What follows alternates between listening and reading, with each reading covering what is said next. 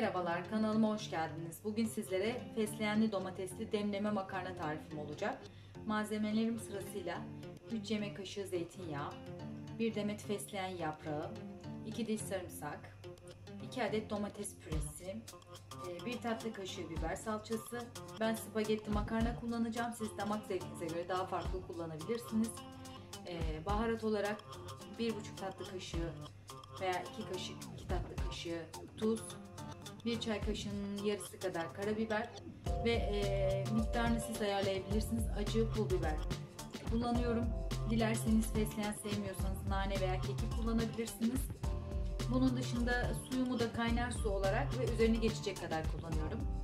Yapacak deneyecek herkese şimdiden afiyet olsun. Sağlıkla kalın, esenlikle kalın.